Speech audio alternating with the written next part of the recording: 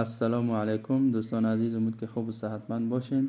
قراره که در این ویدیو با شما رادیو باتون اختصاصی بسازیم، یعنی بتوانیم رادیو باتون بسازیم که رنگ و اندازه دلخواه خود به آن بدیم. چون CSS این ویژگی ها رو به شکل دیفالت نداره تا ما رنگ یا اندازه همین رادیو باتون ها خود تغییر بدیم. خب بریم شروع کنیم.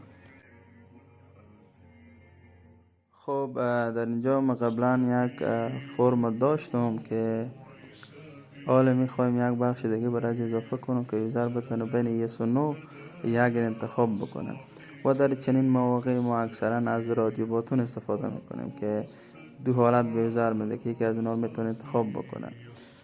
پس بریم که بنویسیم.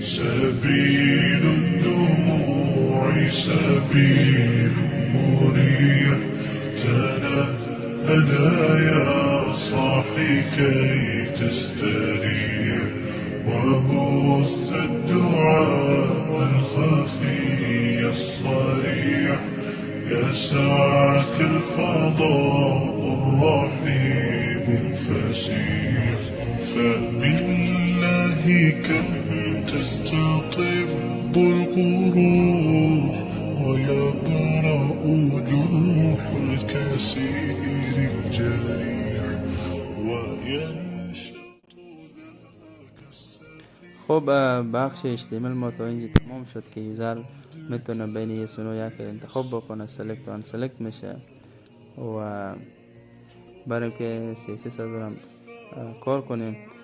و داخل سابسکریپشن ما وریبل های تعریف کردم که بتونم به شکل راحت اندازه و رنگ از او بعدا تعیین بکنم. خب بریم شروع بکنیم. اما یاد شما باشه قبل از اینکه ما استایل رادیو باتون شروع بکنیم باید رادیو باتون دیفالت مخفی کنیم.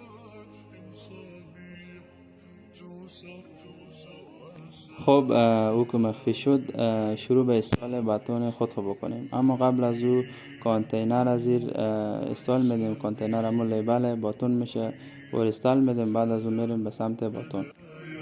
صاحي كي تستريح وبث الدعاء الخفي الصريح يسعك الفضاء الرحيم الفسيح سبيل الدموع سبيل مريح تنهدى يا صاحي كي تستريح وبث الدعاء الخفي الصريح يسعك الفضاء الرحيم الفسيح تنحى يا حزن واهجر فؤادا توكل بجد بعزم فصيح فإني علمت